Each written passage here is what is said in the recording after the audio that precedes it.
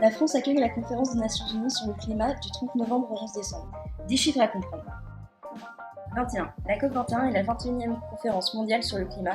Le terme de COP signifie conférence des parties, c'est-à-dire des signataires de la Convention cadre des États-Unis pour les changements climatiques. Le texte signé au sommet de la Terre à Rio en 1992 est le principal traité international destiné à lutter contre le réchauffement climatique. 196. Lors de la COP 21, les 196 parties à la Convention se réunissent, c'est-à-dire 195 pays plus l'Union européenne. Ils devront s'entendre sur un accord contraignant et universel pour limiter les émissions de gaz à effet de serre. Ce nouvel accord doit remplacer dès 2020 le protocole de Kyoto en vigueur depuis 2005. Cet accord ne concernait que les pays développés et aujourd'hui les émissions mondiales à gaz à effet de serre n'ont jamais été aussi élevées. 100 milliards de dollars. Ce sont les fonds publics et privés que les pays riches ont pris l'engagement de mobiliser chaque année d'ici 2020 pour permettre aux pays en développement de s'adapter au réchauffement. Cette promesse a été faite par la conférence de Copenhague en 2009. Aujourd'hui, cette question du financement reste l'une des clés pour conclure un accord à Paris. 2 degrés. Les États se sont engagés à limiter le réchauffement mondial par rapport à l'ère pré-industrielle, à savoir le 19e siècle. Cette décision a été prise lors de la conférence de Copenhague en 2009. Ce seuil est considéré comme dangereux par les scientifiques. Elle est d'ores et déjà en passe d'être franchie. Au-delà de cette limite, la sécurité alimentaire pourrait être compromise. Les événements climatiques extrêmes se multiplieront. La hausse du niveau de la mer menacera une partie du littoral. 30%. C'est la biodiversité qui pourrait être perdue d'ici la fin du siècle si le rythme actuel des émissions de gaz à effet de serre se poursuit. Autrement dit, le réchauffement climatique priverait un tiers des espèces vivantes d'un environnement adapté à leur survie. 1 mètre, c'est l'élévation attendue du niveau moyen des océans à l'horizon 2100 si le réchauffement se poursuit au rythme actuel. 400 millions, c'est le nombre de personnes qui vivent aujourd'hui à moins d'1 mètre au-dessus du niveau de la mer. Leur habitat aura donc disparu sous les eaux si le rythme actuel du réchauffement se poursuit. Plus de la moitié des 20 plus grandes villes de la planète sont portuaires principalement en Asie, mais aussi en Amérique du Nord. En quoi les entreprises sont-elles au cœur de la COP 21 ? Si certains secteurs de l'économie, comme ceux de l'énergie ou des transports, sont fortement émetteurs de gaz à effet de serre, toutes les entreprises sont affectées à plus ou moins grande échelle par le réchauffement climatique.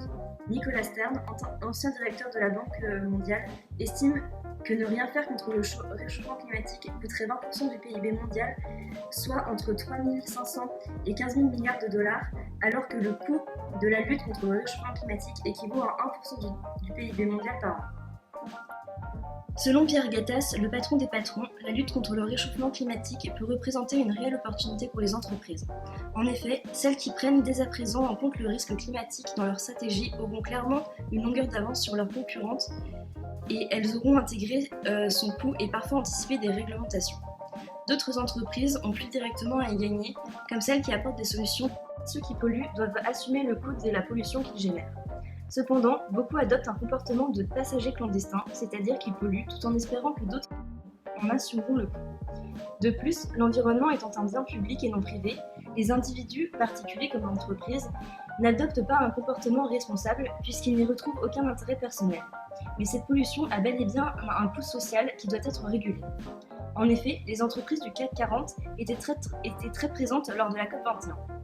Si le CO2 émis par le travail de bureau de 180 000 employés de BNP Paribas est relativement faible, celui généré par les choix d'investissement de nouveaux gisements pétroliers.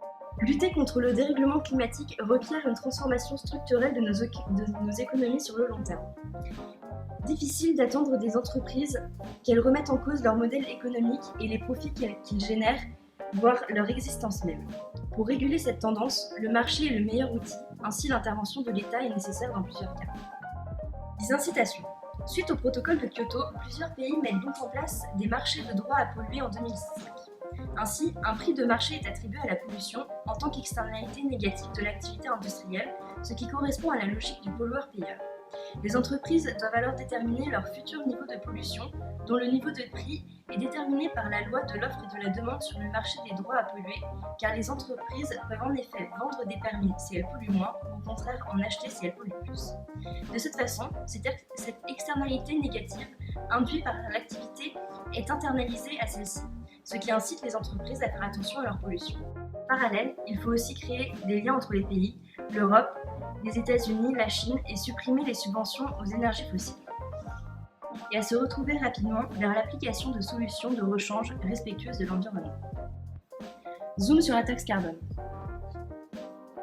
Depuis un an, l'initiative de la Banque mondiale sur la fixation d'un prix du carbone a fait parler d'elle. En septembre 2014, à l'occasion de la Climate Week de New York, l'institution annonçait une coalition de 73 États et 22 villes en faveur de la tarification du carbone. Une initiative qui a mis ce sujet au centre des questions de finance climat. Jim Yong Kim, président de la Banque mondiale, était lui-même surpris par l'engouement suscité par cette initiative. Il a donc fait une déclaration lors de la conférence de presse ce lundi 30 novembre.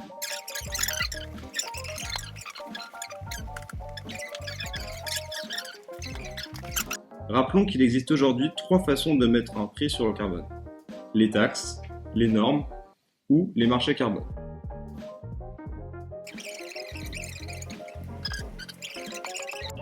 « 40%. C'est la réduction minimale des émissions de gaz à effet de serre qu'il faudrait atteindre d'ici à 2050 pour avoir une chance de demeurer sous le seuil critique des 2 degrés de réchauffement.